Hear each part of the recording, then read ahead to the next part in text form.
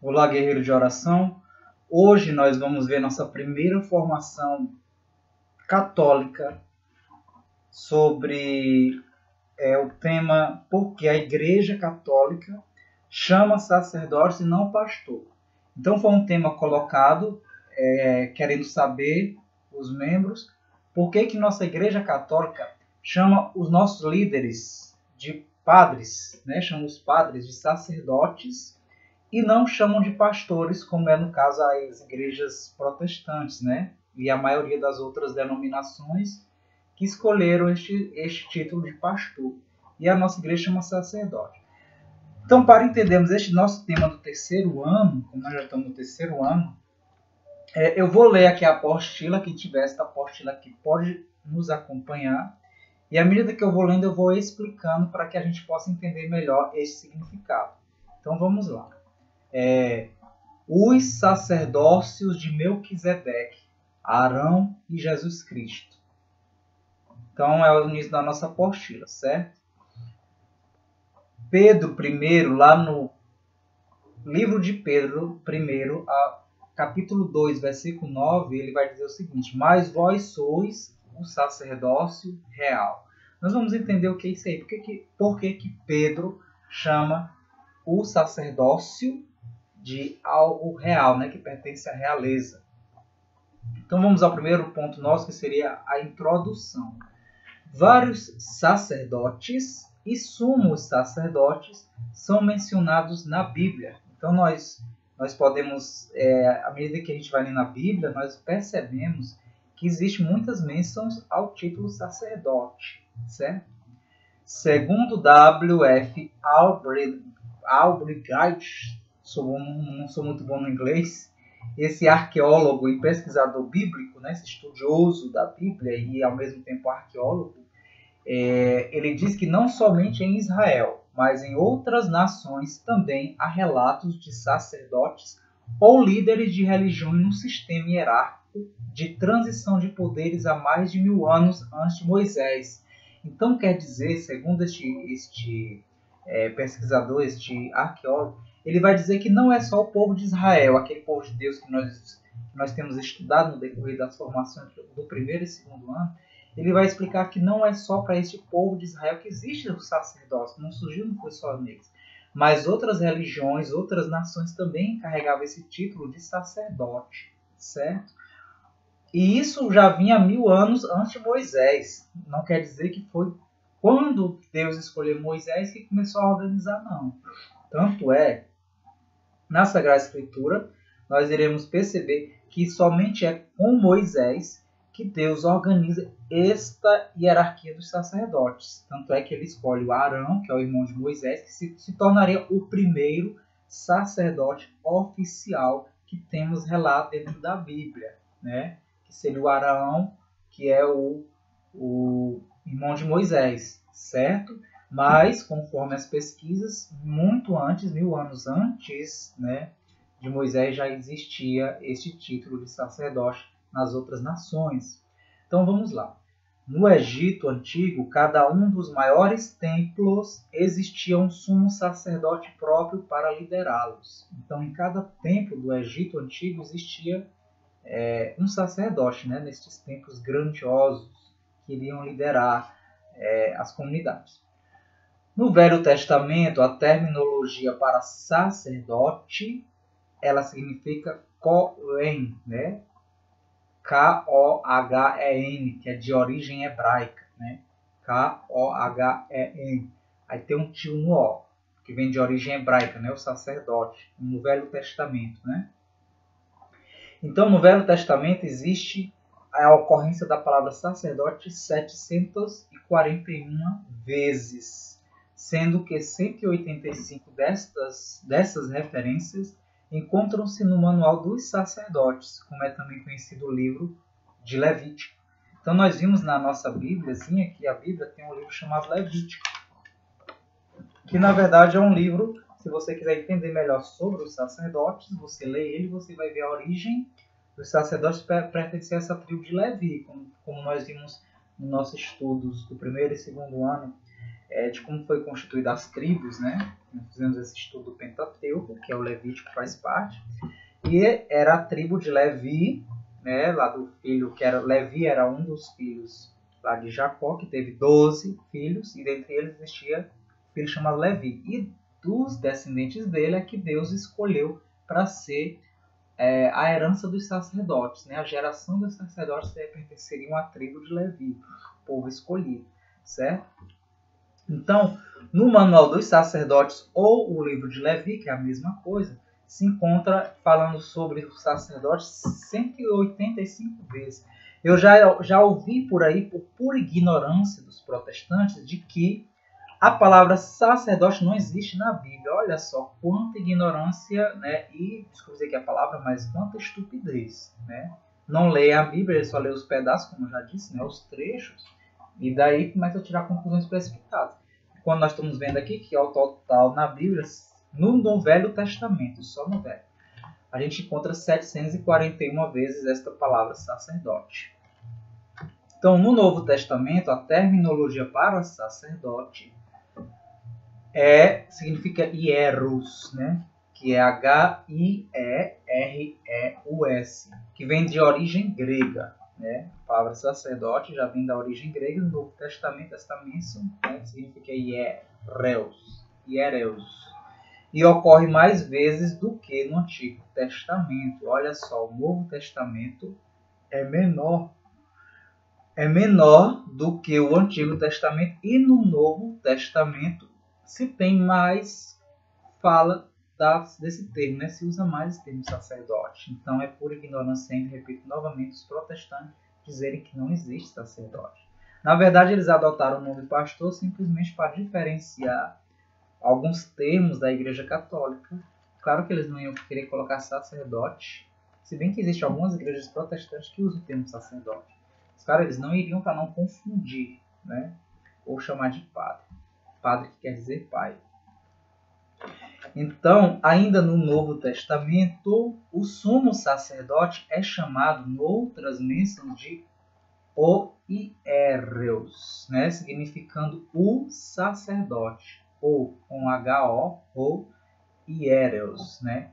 Que significa o sumo sacerdote, ou seja, o sacerdote. Então, o sumo sacerdote no Antigo Testamento recebe esta menção de oieros como o principal deles, ou ainda arquiereus, né? Arquiereus, que é A-R-C-H-I-R-E-U,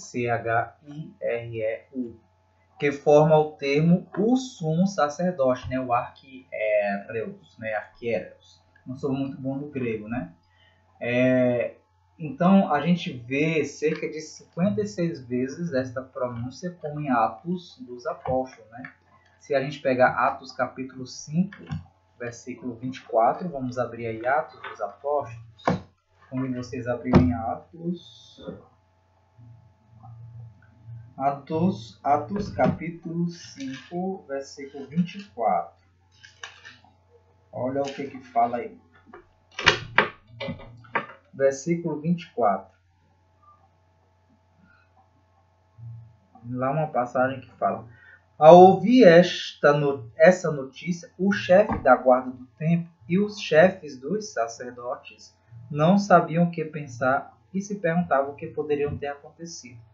Então aqui é só para a gente saber que o chefe da guarda do templo é quem? É o sumo sacerdote, certo? Então, ainda no Novo Testamento, já falei, desculpa. A menor ocorrência do termo no Antigo Testamento mostra como essa função se tornou mais importante no Novo Testamento. Então, nós podemos perceber que no Novo Testamento a importância e o poder do sacerdote se tornou mais valioso do que no Antigo. Tanto é que é pronunciado mais vezes. Pelo contrário, muitas das vezes poderia pensar que por ser uma terminologia antiga e também do Antigo Testamento, esta menção de sacerdote no Novo Testamento iria cair, mas muito pelo contrário. Jesus, para exaltar o poder do sacerdócio, sendo ele o sumo sacerdote, claro que os apóstolos eles iriam compreender que a palavra sacerdote ou seja, em si, o sacerdote, ele tem essa grande importância diante de Deus. Tanto é que não ficou esquecida este termo, certo? Vamos lá continuar. A relação doutrinária de sacerdócio nos dois testamentos da Bíblia está melhor disposta no Novo Testamento, a saber, na carta aos Hebreus, onde citaremos ao longo de nosso estudo com bastante frequência. Então, aqui ele está querendo dizer que a citação dos sacerdotes está mais enfatizada no Novo Testamento, de modo especial na carta aos Hebreus, né, que é onde vai ter esse estudo melhor sobre os sacerdotes. Falaremos de 3 sacerdotes que receberam um ofício diretamente de Deus. Olha só que interessante, né? Então, é bom ficar claro que sempre quando Deus institui algo, a sua igreja ou um grupo, né, ele diretamente, o próprio Deus, ele transmite algo para o povo através de alguém que é o seu representante. No caso, seria o intercessor ou mediador. Então, o sacerdócio não foi algo inventado pelo aquele grupinho de religiões. Foi algo instituído pelo próprio Deus. Então é isso que nós iremos ver. Como, por exemplo, o primeiro, que seria o Melquisedeque em Gênesis. No livro de Gênesis, capítulo 14, versículo 18, nós vamos ver esta aparição de Melquisedeque. Nós vamos ver também falar sobre Arão, lá no livro de Êxodos, capítulo 28, versículo 1, que também vai estar falando sobre o Arão, Êxodo 28, versículo 1, e, claro, sem deixar de falar do importante sacerdote, que é Jesus Cristo, né? Conforme está lá em Hebreus, capítulo 5, versículo 10. Eu convido vocês a abrir lá Hebreus, capítulo 5. Vamos lá abrir Hebreus, capítulo 5 e versículo 10. É muito importante essa passagem. De fato, ele foi proclamado por Deus sumo sacerdote segundo a ordem do sacerdócio de Melquisedeque. Ele quem, se nós analisarmos aqui o contexto de Hebreus, vocês forem ler, é a carta de São Paulo aos Hebreus, São Paulo vai estar se referindo a ele, é Jesus Cristo, que ele foi proclamado por Deus de sumo sacerdote. Em outras palavras, na nossa linguagem de hoje, o sumo sacerdote recebe o título de Papa. Certo? Então, Jesus Cristo foi o Papa. Na Bíblia, é importante bem ter falado de Papa, para vocês saberem que não vai existir este termo Papa na Sagrada Escritura. Quem era o líder geral recebeu o título de sumo sacerdote.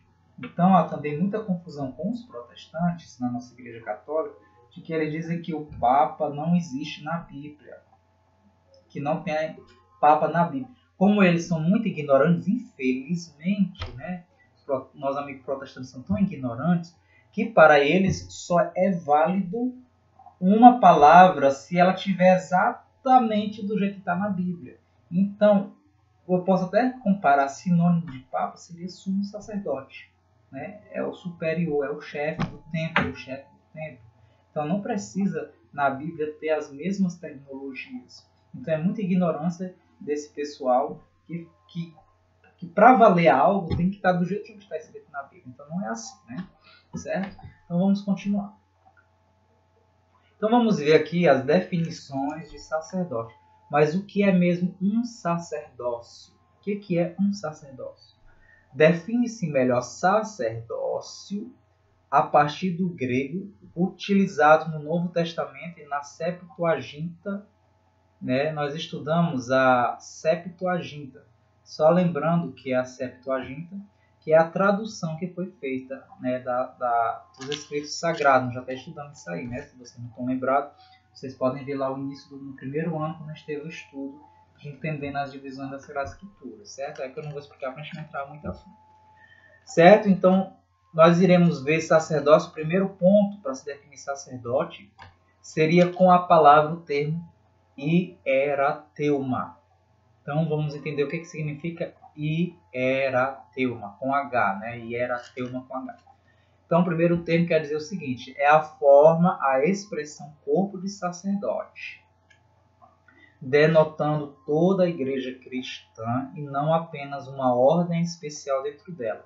Pedro chamou-a de sacerdócio santo e real. Lembra lá no início aqui da apostila, quando eu li esta passagem de Pedro, chamou de sacerdócio de santo e real. Em outras palavras, somos nós, todo o povo, né? Nós compomos este corpo de sacerdotes. Então, nós também somos como se fossem sacerdotes, né, que compõem este corpo do sacerdote. Nós somos o corpo de sacerdotes. Somos os leigos, em outras palavras, né, a assembleia, certo? Que forma o sacerdócio santo e real. Então, você pode conferir lá em 1 Pedro, capítulo 2, aí você pula para o 5 e versículo 9. Nas 70, né, que eu já falei, a Septuaginta, né, a tradução das 70 da Sagrada Escritura, você pode consultar essa tradução da Bíblia, o Êxodo, capítulo 19, versículo 6, e o livro de Deuteronômio, capítulo 7, versículo 6, onde nessas passagens você também irá ver o significado desse sacerdócio, que somos nós, né, o povo leigo. Porque nós somos sacerdotes com o sacerdote. É isso que está querendo dizer este significado de hierateuma, né? É o povo que compõe o povo de sacerdote, ou seja, somos o sacerdócio santo e real de Cristo. O segundo ponto é o hierateia, né? É o sacerdócio no sentido hierateia ou hierossune. O que significa? Significa o ofício, a qualidade, o grau e o próprio ministério sacerdotal. Em outras palavras, é a função, é a atividade do padre, é o ofício dele, é a função dele. Então é o sacerdócio que exerce aquele ministério, a missão dele, a missão de ser padre, né? Então se chama hierateia, é o sacerdócio em si, já não é mais esse corpo, né? Então existe essa divisão. Então nós vamos ver essa divisão explicando melhor lá também no livro dos Hebreus, se você quiser ver, né, falando sobre o sacerdócio em si mesmo, ou seja, o pastor é o líder, né? Então existe o sacerdócio líder, que está lá em Hebreus capítulo 7, aí você pula para o capítulo 5, aí lê o versículo 11, aí vai para o 12 e 24, e lá em Lucas também você vai ver falando sobre o sacerdote líder, né? Aquele que lidera, né? Lá em Lucas capítulo 1, versículo 9, e também na tradução bíblica dos 70 você pode consultar o livro de Crônicas, 1 Crônicas, capítulo 29, versículo 22. E o terceiro e último grau de sacerdote, eu acredito que vocês já devem saber, né? É o sacerdote chamado hierateuon, não sei como é que pronuncia direito também, que significa oficiar como sacerdote, né? Lucas capítulo 1, versículo 8, ou seja, é o trabalho de ser sacerdote, é o ofício, né? O 2, a qualidade 2 de sacerdote seria hierateia, é o próprio ser sacerdote, né? É o meu ofício, é o meu grau de ser sacerdote, é o meu ministério, é o ser sacerdote em si. Já o hierateu é oficiar como sacerdote, é exercer os dons que o sacerdote tem próprio dele, né? Então você pode ver também o esboço lá, o sacerdócio levítico, né? Então vamos lá, qual a diferença entre o sacerdote e o sumo sacerdote, ou seja, entre o Papa? Se a gente comparar hoje com o nosso Papa, ficará um pouquinho mais claro, né? A diferença do padre e o sumo padre. O Papa é o sumo padre, ou sumo sacerdote. O Papa ele não deixa de ser um sacerdote, certo? Só muda o título para designar que ele é o chefe maior, ele é o líder. Né, como o bispo também. O bispo é responsável por uma certa quantidade de padres de uma certa região. Então também serve o título de bispo, só para poder diferenciar. Mas o bispo também ele é sacerdote. Muitas vezes a gente pensa que o bispo não é um sacerdote, que o bispo não é padre, o bispo também ele é padre. Só recebe o título de bispo exatamente para poder identificar que ele é responsável por aquela certa quantidade de sacerdotes. Então, basicamente, a diferença consistia nas cerimônias de consagração e nas vestes. Então,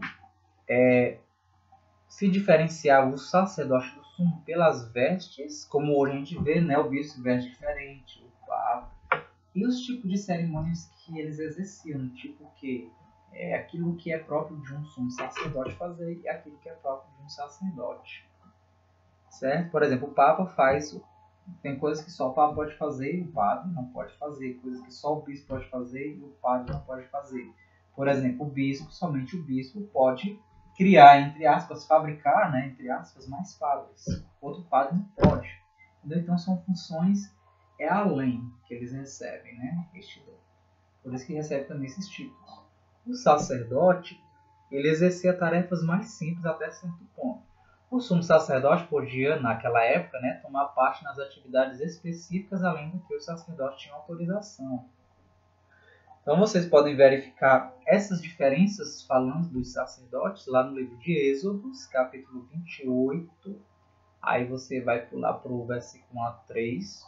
E em Hebreus também você vai ver lá em capítulo 9, versículo do 6 ao 7. Certo? E qual era a função na época do sumo sacerdote? O que o sumo sacerdote fazia de diferente do sacerdote normal? Qual era a função dele lá? O Papa, que hoje nós sabemos qual é a diferença, né? O que o Papa faz que é diferente de um padre comum, né? Nós sabemos porque nós já é o nosso dia a dia atual. E o sumo sacerdote daquela época, o que ele fazia? Além de tarefas simples, ou seja, além das tarefas normais comuns aos padres, né? Havia algumas exclusividades. Uma delas era só o sumo sacerdote poderia entrar no lugar santíssimo ou no Santo dos Santos uma vez ao ano. Porque, só lembrando aqui, vocês que já leram a Bíblia, assistiram os filmes, tiveram estudos lá, quando Deus organizou lá o início do sacerdote, a tenda lá de Moisés, tinha a Arca da Aliança, era separado. Existia as 3 seções lá dentro, né, do templo. Era chamado a parte que era o Santo, o Santo dos Santos e o Santíssimo. Né, o terceiro grau lá, a parte que só podia entrar o sumo sacerdote. Certo? O sacerdote entrava até uma certa parte e uma outra parte era do povo, né, poderia entrar. Hoje o Santíssimo, que é o sagrado onde a gente pode entrar, hoje os leigos está aberto por causa do derramamento do sangue de Jesus, então todos puderam agora ter acesso ao Santíssimo, por isso chama Santíssimo, né? O Santo dos Santos, que naquela época era onde ficava a Arca da Aliança, onde Deus se encontrava. Então, para entrar neste local tinha que ter essa purificação, tinha que ter esse preparo de Deus e tinha que ser escolhido, no caso, o sacerdote. O povo não poderia. Então, o sumo sacerdote ele entrava no Santo dos Santos. Mas isso ocorria uma vez por ano. Você pode conferir isso em Hebreus, capítulo 9, versículo 7, Levítico, capítulo 16, versículo 2 e versículo 34. Então, o segundo ponto que diferencia um sacerdote do sumo é: somente o sumo sacerdote vestia uma roupa diferente com significados especiais. Como o Papa hoje, o bispo veste roupas diferentes. Então, é o que diferenciava. Vocês podem ver essa questão de roupas, essa diferença lá no livro de Êxodos, capítulo 28. Aí vocês vão ver lá o versículo 2 ao 43. E depois podem abrir também ainda em Êxodos, capítulo 39, versículo 1 ao 31. O terceiro ponto é que após a morte de 2 dos filhos de Arão, somente ele poderia levar as ofertas específicas do povo para a ocasião, né? O outro ponto seria, somente ele poderia fazer o sacrifício por si próprio, né? Porque os sacerdotes, eles fazem o sacrifício pelo povo, mas ninguém poderia fazer o sacrifício pelo sumo sacerdote, só ele mesmo, né?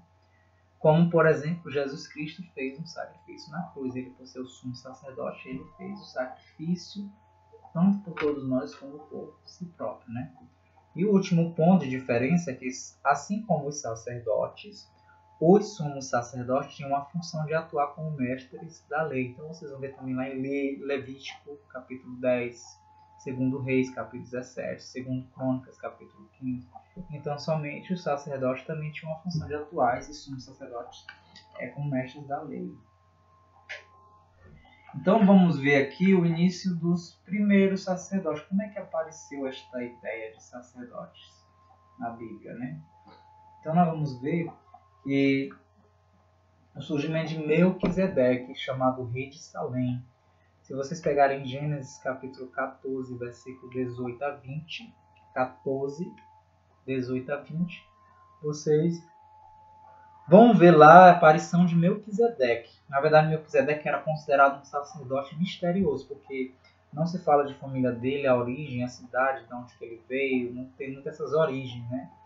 Então, em hebraico, significa rei de justiça, né? O rei de Salém, quer dizer, o rei de justiça, o rei de paz, né? Que quer dizer Melquisedeque, né? Conforme Hebreus 7:2. A ligação com Jesus, então se faz uma ligação com o sacerdote Melquisedeque com Jesus.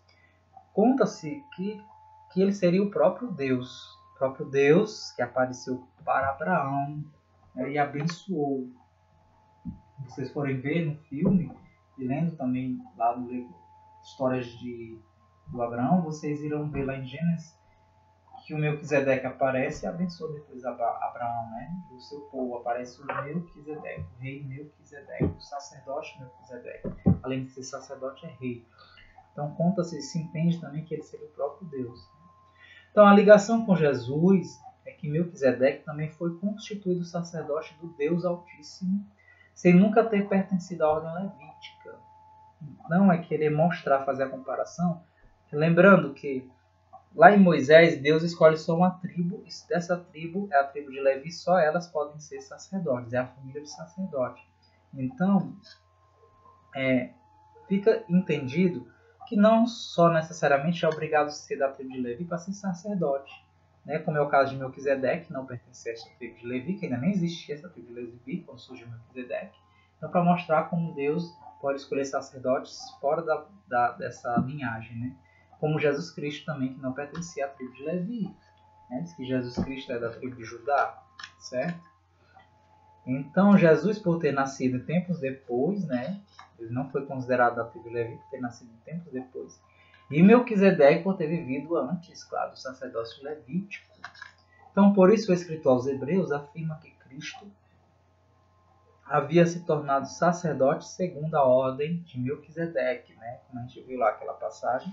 Porque ele se tornou sacerdote segundo a ordem de Melquisedeque, ou seja, tudo de Deus ele está ligado, né? A gente tem essa noção. Ou seja, é necessário existir esta ligação.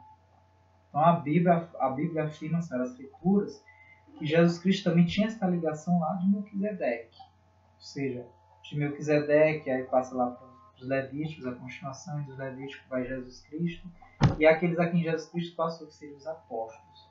Então, para a gente ter essa noção, bem daí você já vai tirar um pouco de noção de que a Igreja Católica é a verdadeira. Por quê? Porque ela herda toda essa linhagem ainda, ela pertence ainda à ordem de Melquisedeque. Onde a nossa igreja, os protestantes, eles tiveram esse rompimento e não quiseram, tanto é que eles nem querem carregar o título de sacerdote. Então eles mesmos já romperam bem aí, que eles mesmos já estão se proclamando que eles não pertencem à ordem de Melquisedeque. Ou seja, eles cortaram este laço e aí criaram os seus próprios líderes separados. Nós não queremos ser chamados de sacerdócio, nós não queremos pertencer à ordem de Melquisedeque. Então por aí você já tira que não vem de geração em geração. Então o sacerdócio ele vem de geração em geração desde Melquisedeque. Tanto é o próprio Cristo que não pertencia à tribo de Levi para ser considerado da linhagem sacerdote, mas ele foi decretado que ele pertence à ordem de Melquisedeque, certo? Então vamos lá. Principais particularidades que apontam Melquisedeque a Cristo. Então vamos ler. É que eu estava falando para vocês a questão dessas de um paralelo entre Melquisedeque e Cristo. Muitos eruditos têm identificado Melquisedeque como um anjo, como Sem, filho de Noé, né? Ou como Enoque, que foi transladado ao céu, como o próprio Espírito Santo e como o Senhor Jesus. Então alguns têm identificado este Melquisedeque, não, Melquisedeque era um anjo, né? Melquisedeque era ou o próprio Espírito Santo, né? Ou o Senhor Jesus Cristo, né? Então esse homem que apareceu lá, esse Melquisedeque seria o próprio Jesus, poderia ser. Então as possíveis identificações devem-se ao fato de que Melquisedeque apareceu e desapareceu repetidamente. Então vocês podem abrir lá em Hebreus, capítulo 7, versículo 3, porque Melquisedeque apareceu, abençoou Abraão, foi embora, desapareceu e não se sabe mais nada dele, né? Pessoalmente acredito que se tratava de um tipo de Cristo ou o próprio visto que Cristo sempre existiu, né? O texto de Hebreus ainda relata que ele não tinha genealogia, que não teve princípio de dias, nem fim de existência, entretanto, feito semelhante ao Filho de Deus, permanece sacerdote perpetuamente.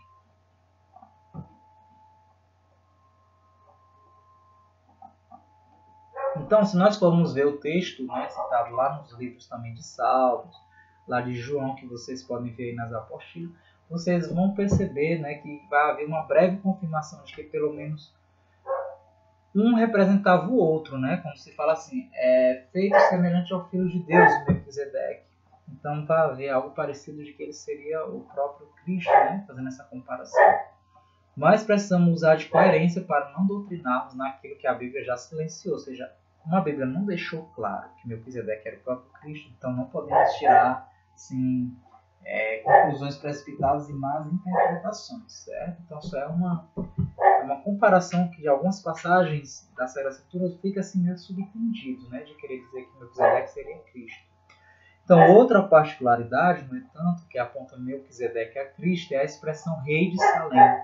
Né? É por falar que Melquisedeque é o rei de Salém, no versículo 18. Então, denotando que assim como Cristo ele era rei e sacerdote de Salém, cuja palavra significa paz. Né? Salém quer dizer paz. E era o antigo nome de Jerusalém. Né? O antigo nome de Jerusalém era Salém, né? Pelo fato de ser aquele local onde Jesus Cristo, onde é o local que Deus escolheu para o povo dele, né? A cidade de Jerusalém. Como nós estudamos na outra formação, nós tínhamos aquele estudo da Palestina, de onde Jerusalém surgiu. Então, Salém, né? Jerusalém veio de Salém. Então, a expressão sacerdote do Deus Altíssimo, né, conforme lá em Gênesis, Hebreus, nada Melquisedeque, traz à tona um dos mais raros títulos divinos no Antigo Testamento. Né? É o Elion, que define exatamente Deus Altíssimo.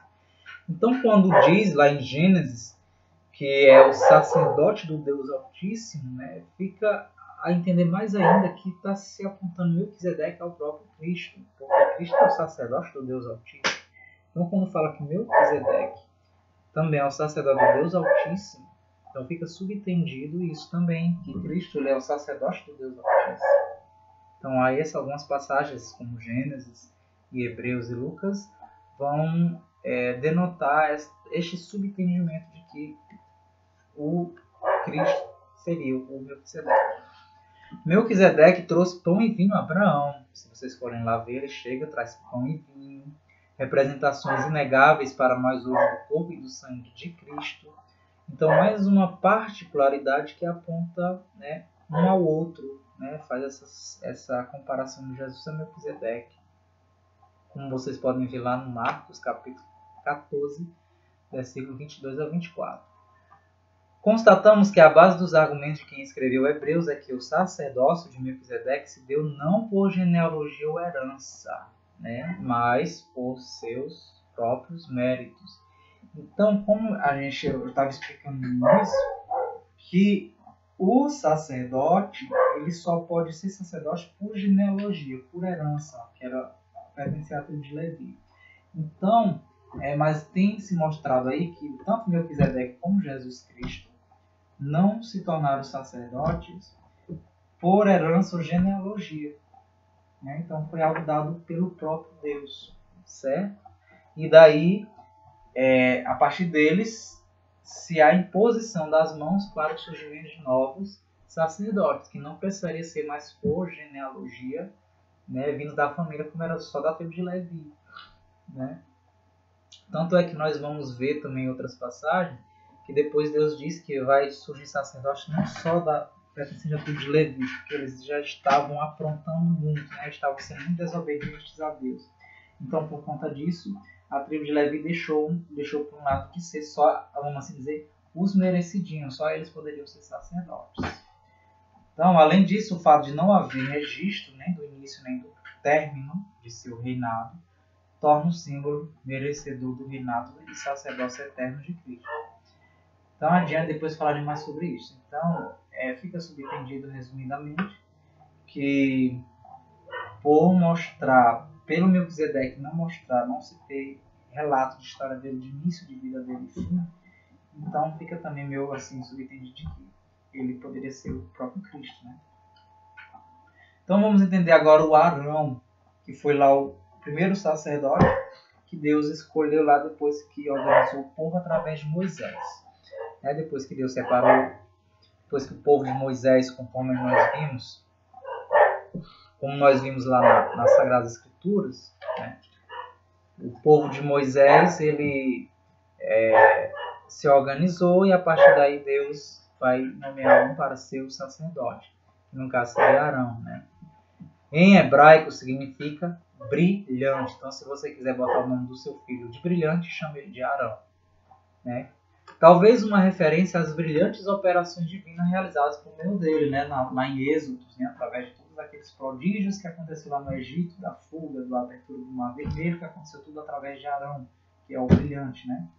Foi o primeiro assistente e porta-voz de Moisés, o seu irmão, e só depois tornou-se sacerdote. Então, primeiro Arão ele foi o assistente, como assim dizer, comparar em outras palavras, seria como se fosse um tipo de acólito, de coroinha, ajudante do Moisés. Só que Moisés não era sacerdote, Moisés foi considerado profeta, né? O patriarca, né? Considerado patriarca. Perdão, não é um patriarca, não um profeta. Então, aí só depois, né, que ele se tornou sacerdote. Moisés recebia a mensagem diretamente de Deus e passava a obrigação para seu irmão Arão transmitir aos ouvintes. Então, quem recebia a mensagem de Deus diretamente era Moisés. E como vocês vão perceber lá no filme, na história, Moisés passava para Arão e o Arão, que era o porta-voz, era o que explicava, né?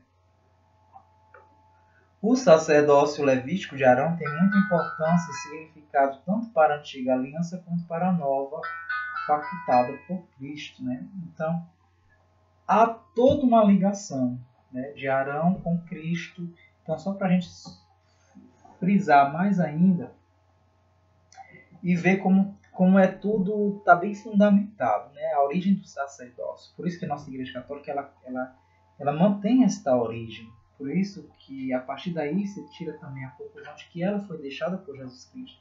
Porque ela vai mantendo esta ligação e esta união. Ela não rompeu, como aconteceu lá depois com Lutero, que era um sacerdote. E ele rompeu esta ligação com a igreja. Ele quis romper. E daí hoje a gente só vê mais e mais rompimentos de próprios cristãos de outras igrejas que estão nas suas próprias igrejas e não concordam com a doutrina lá dentro e rompem mais uma vez e fundam outra igreja, surgem outros pastores. Então a gente vê que a partir de Lutero houve esse corte. Então não existe esta ligação, né, que tem lá desde Arão, que Cristo faz parte dessa ligação e a nossa Igreja Católica faz parte desta unidade, né? Então vamos ver aqui algumas agora particularidades que mostram, apontam que Arão também é Cristo, né? Nós vemos a questão de Melquisedeque. A gente vê como tem essa ligação. Se ao lermos a história do povo de Israel no Pentateuco, lembrando, o Pentateuco são aqueles 5 livros que estudamos, Gênesis, Êxodo, Levítico, Número e Deuteronômio, chamado Pentateuco, ou a Torá, certo? O livro das leis. Então encontramos, se nós lermos nestes livros, né, Moisés agindo como um tipo de Cristo algumas vezes. Noutras achamos Arão assumindo este papel, sobretudo esse seu ofício sacerdotal do povo de Deus. Arão era o único que podia entrar além do véu que separava os lugares santo e santíssimo para levar as ofertas do povo. Ou seja, como a gente viu, o sacerdote era o que entrava, o sumo sacerdote era o que entrava lá no Santíssimo, né? Ele que levava a oferta do povo ao acesso diretamente a Deus. Então, por ele ter este acesso direto, então existe essa ligação dele com Cristo, certo? Porque Cristo era o sumo sacerdote, ele tinha essa ligação. Quando estudamos sobre Arão, vemos a tipificação de Cristo em 3 aspectos: o sacerdócio, o santuário e o serviço. Ou seja, Arão ele exercia essas 3 funções, né? Ele exercia o papel de sacerdócio, cuidava do santuário e servia, né? O líder Arão, né, para assumir o título de um sumo sacerdote, foi tomado dentre os homens, como na Bíblia, né? Ele foi tirado dos homens, né, com o intuito de haver um representante da mesma natureza de seus liderados. O seu cargo é constituído nas coisas que são concernentes a Deus, né? A presença de Deus, certo? Sempre, claro, a função do sacerdote a gente está a favor dos homens, né? Em ajudar os homens, né? A libertação dos pecados. Então, sua função não permitia que ele comparecesse à presença de Deus de mãos vazias, pois tinha de oferecer tanto dons como sacrifício pelos pecados, sendo capaz de condoer-se dos ignorantes e dos que erram, pois também ele mesmo está rodeado de fraqueza. Então, conforme vocês forem ver lá no livro de Hebreus, capítulo 5, versículo 1 a 2, é que o sacerdote lhe oferecia o sacrifício não só pelo povo, mas por ele também. E ele não poderia ir lá entrar no santíssimo e fazer essa oferta de mãos vazias. Então, por isso que ele teria que fazer aquele ritual da missa, entre aspas, né? Para oferecer o sacrifício de expiação dos pecados do povo.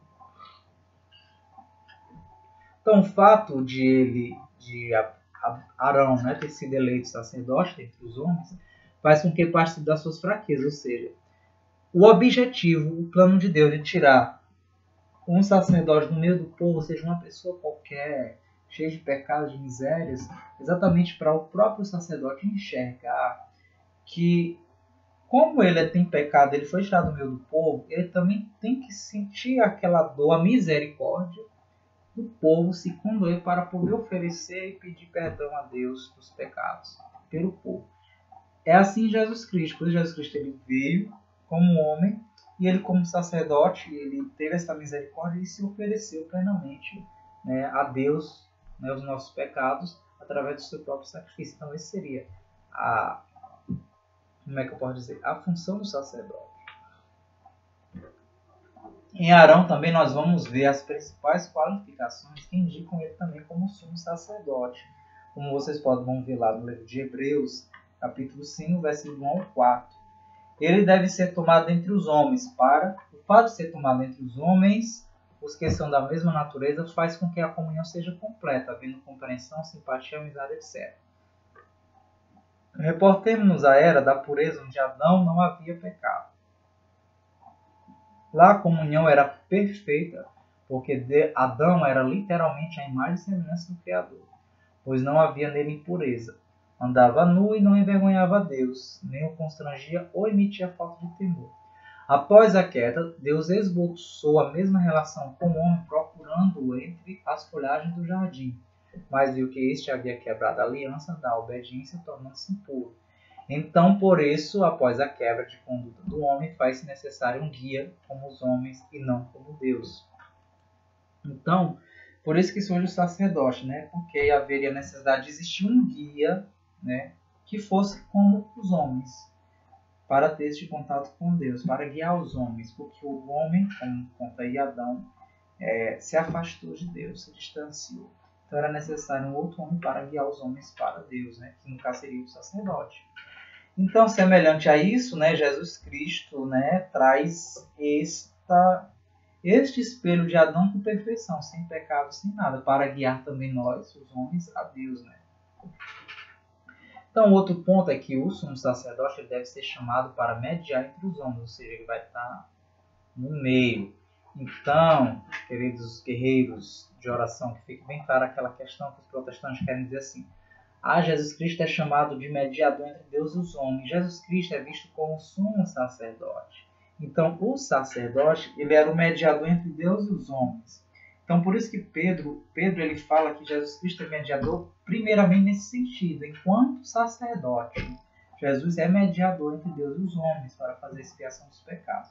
Mas Jesus Cristo, enquanto Deus, ele não é mediador. Porque se Jesus Cristo é Deus, como Deus pode mediar entre Deus e ele mesmo? Entre Deus. Está entendendo? Então, bem aí, você já pode tirar de letra, quando os protestantes quererem insinuar que só existe um mediador entre Deus e os homens. Existe um mediador entre Deus e os homens na paz de Jesus nesse sentido, enquanto era sacerdote. Porque quando Deus escolheu os sacerdotes, era exatamente para isso, para que o sacerdote fosse mediador entre Deus e os homens, para que eles fizessem estas oferendas dos sacrifícios perante Deus. Porque como o homem pecou, como o homem se afastou de Deus, que a gente viu aí de Adão, então o homem não tinha mais esse contato. Então é necessário tirar um homem dentre os homens para se tornar este sacerdote, este mediador entre Deus e os homens. Então, para quê? O cargo consistia em comparecer diante de Deus a favor dos homens, mas prevalecendo a santidade, ou seja, ele deveria procurar uma vida mesmo muito santa. Desviar-se deste propósito era tido como violação direta ao convocador da função, ao próprio Deus, ou seja, se o sacerdote se desviasse do caminho da santidade, ele estaria quebrando pacto com o próprio Deus, ou seja, a função. Mediar ou interceder, que é a mesma coisa, pelos homens, baseava-se em quem? Presentear, sentir a dor dos mais fracos de si próprios. Jesus Cristo é o mediador entre os homens, porque ele sentia a nossa dor, por ser sacerdote também, né? Apresentar as queixas diante de Deus, então esse é ser o mediador. É aquele que vai colocar tudo. É como se fosse assim, vamos ter um representante que vai falar por nós, pronto. Quando há um grupo que reúne muitas coisas, né? Tem que ter um representante, um líder que vai colocar tudo que o povo está querendo, né? O líder vai fazer o quê? Ele vai reunir o povo e vai decidir algo com o povo. E somente o líder vai lá para alguém que é o superior, né? Não vai todo mundo àquela multidão. Então o sacerdote era para isso, para estar naquele meio do povo, pegar tudo aquilo que o povo está oferecendo, dos seus pecados, das suas misérias, e entregar para Deus. Porque Jesus Cristo era o mediador, que ele fazia isso. Então, ficar essa questão de mediador. Nossa mãe, Nossa Senhora, é considerada medianeira, porque através dela vem as graças. Ela está entre Deus e os homens. Jesus não é Deus, então Nossa Senhora jamais está ocupando o lugar de Cristo. Ela é medianeira, sim, porque ela está entre Deus e os homens. Ela está entre Jesus, que é Deus, e os homens. Não existe. Jesus não pode ser mediador dele mesmo. Certo? Porque se Jesus é Deus, como é que ele vai ser mediador entre Deus e os homens? Então, o mediador, que fique claro, é nesse intuito, enquanto ele era sacerdote humano na sua humanidade para oferecer todo esse sacrifício perante Deus, certo? E, enfim. Então, o sumo sacerdote, o terceiro ponto do sacerdote, ele deve ser chamado por Deus. Então, não é ninguém qualquer que vai ser sacerdote. Ah, eu quero ser sacerdote. Não é um jogo de brincadeira, não é uma tentativa de passar num concurso. Então, para ser sacerdote não é isso, é chamado pelo próprio Deus. Como assim? Não haverá sumo sacerdote se o chamado não for divino. Embora o escolhido tenha sido eleito dentre os homens, o seu chamado veio de Deus. Então não adianta, tem aquela multidão ali, mas se aquilo ali é chamado por Deus, Deus o chama para ser sacerdote. Não é alguém que vai se candidatar, eu quero fazer um curso de aula, eu quero fazer esse curso. Não é assim que funciona. Como nós escolhemos, nós escolhemos o curso que a gente quer, né? Se eu quero ser médico, se eu quero ser advogado, se eu quero ser professor de português, se eu quero ser professor de informática. Não é assim que funciona. Hoje eu posso querer ser professor de informática, amanhã eu posso fazer um curso de professor de português. Mas para ser sacerdote não é assim. Não é você que fica nesse lenga-lenga de sem saber o que é, não. O sacerdote é escolhido por Deus, certo? Então as coisas que são concernentes a Deus revelam a entrada do reino de Deus entre os homens. Como vocês podem ver lá em Mateus, capítulo 6, versículo 10. Propagada por ele, o próprio Deus, através do sumo sacerdote. Então Deus revela as coisas através do sumo sacerdote, dos sacerdotes para o povo. Ou seja, o sumo sacerdote tem por função, em resumo, fazer o reino de Deus vir à tona em toda a terra. Então a função do sacerdote é trazer o reino de Deus na terra. É fazer com que o reino de Deus aconteça na terra. Como? Levando e orientando nós, os homens, a evitarmos o pecado, para que o reino de Deus possa se instaurar aqui na terra. Então, essa é a missão do sacerdote. Lembram que Jesus Cristo disse assim, saibam que o reino de Deus chegou até vós, porque acontecem curas e milagres e demônios são expulsos. Porque o reino de Deus chegou até vós, ou seja, o reino de Deus passou a chegar até nós a partir de Cristo. Porque o combate de toda esta luta, expulsando todo o mal, já vem acontecendo desde Cristo. Né? Apesar de Jesus Cristo ter dito assim, saibam que este mundo ele passou a ser do maligno. Então, este mundo é do maligno, mas o reino de Deus ele está sendo instaurado na terra.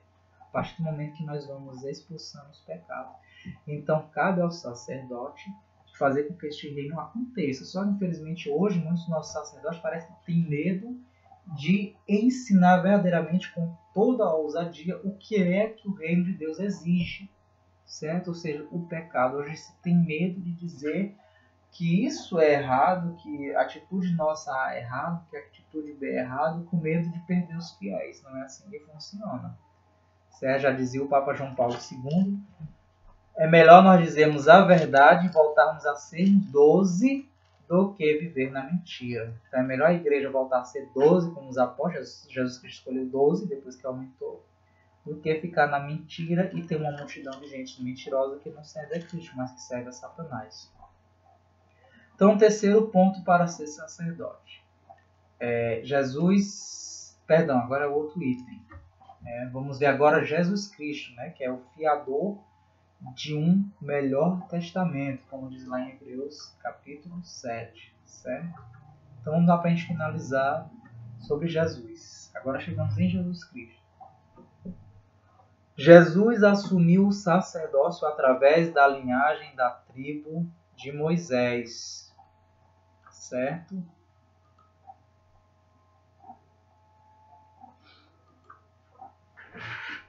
Então, o significado do nome de Jesus vem de Josué. Jesus, do grego, e do hebraico, Yeshua. Então, na verdade, o significado do nome de Jesus vem de Josué, certo? Então, é a mesma coisa você chamar Josué ou Jesus, certo? Quer dizer a mesma coisa. Que do grego é Jesus, significa, e o hebraico quer dizer Yeshua. Significando o Senhor é a salvação, né? Então, significa isso, né? O nome de Jesus. O Senhor é a salvação.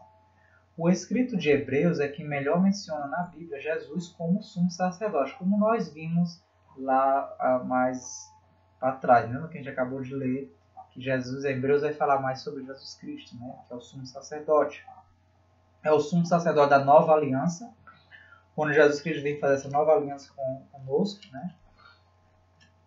E, como diz, né, conforme a ordem de Melquisedeque e pelo ofício de Arão na lei mosaica, como vocês podem ver lá em Hebreus capítulo 5, pode ler todo, no capítulo 6.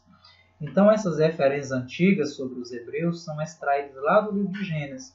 Então, o próprio Hebreus ele vai pegar o livro de Gênesis e ele vai citar Jesus Cristo, que ele está dentro lá das referências lá de Gênesis, lá do Melquisedeque. E também do Êxodo e de Salmos, né? Do Salmo 110, versículo 4. Então, nesta ordem, temos um relato histórico no Pentateuco, uma profecia nos Salmos e a doutrina em si no livro dos Hebreus, né? Então, há uma ligação, como eu disse para vocês, né? Jesus Cristo está ligado lá numa relação de Melquisedeque, do livro do Gênesis. O Êxodo vai mencionar em Salmos também, que vai fazer essa profecia. Então, o que seria o sacerdócio de Jesus estabelecido desde o Pentateuco, né? Desde lá de Gênesis. Jesus assumiu o sacerdócio através da linhagem da tribo a qual Moisés nunca havia separado sacerdote. Ou seja, como eu falei, Jesus ele não pertencia à tribo lá de Levítico, né? Como eu expliquei para você.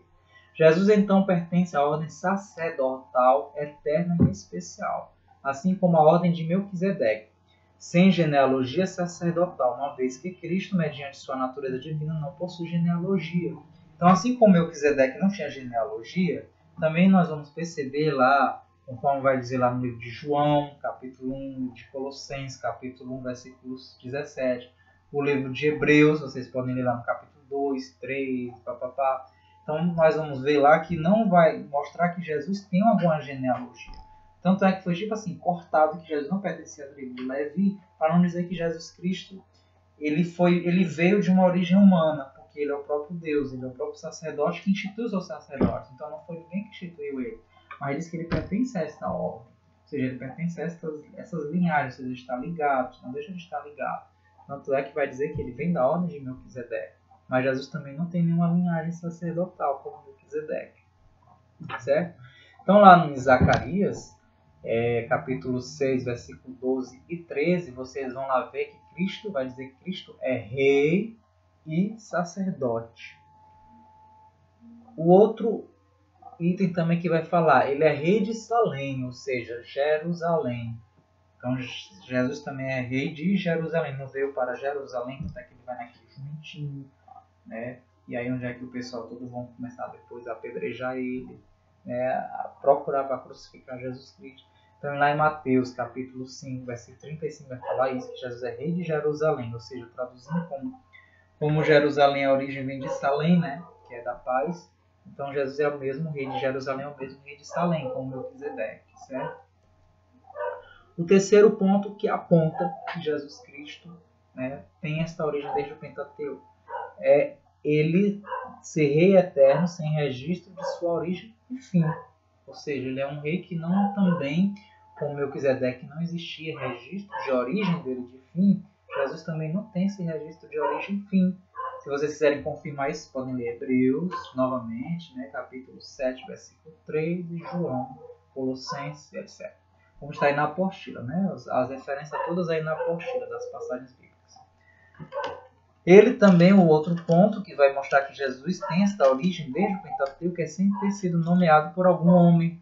Como a gente viu que desde Levítico sempre um sacerdote era nomeado por outro, mas Jesus Cristo não foi nomeado por ninguém, certo? Ele é que nomeia todos.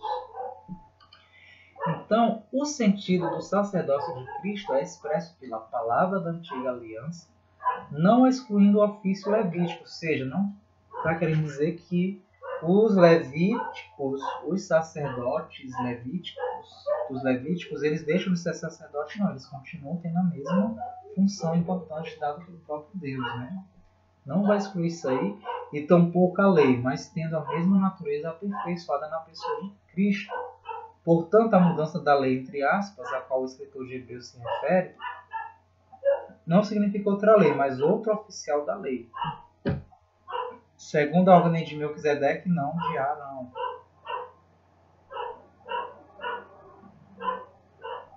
Então, só para a gente concluir aqui, né, naquela época não era permitido ao povo se aproximar de Deus. Hoje não é diferente, né? O sumo sacerdote da nova aliança é quem mediu o acesso ao Pai, embora o véu que separava os homens de Deus já não existia. Então, só para concluir aqui, né,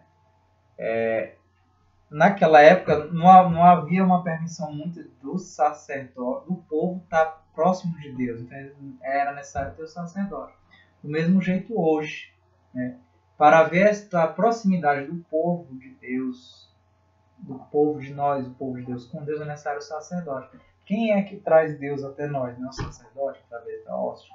Então é necessário o sacerdote continuar sendo esse mediador para expiar os nossos pecados e para a gente poder continuar tendo esta proximidade de Deus. Porque só o sacerdote é que pode trazer Deus, só ele pode trazer Deus para nós, que é através do Cristo consagrado.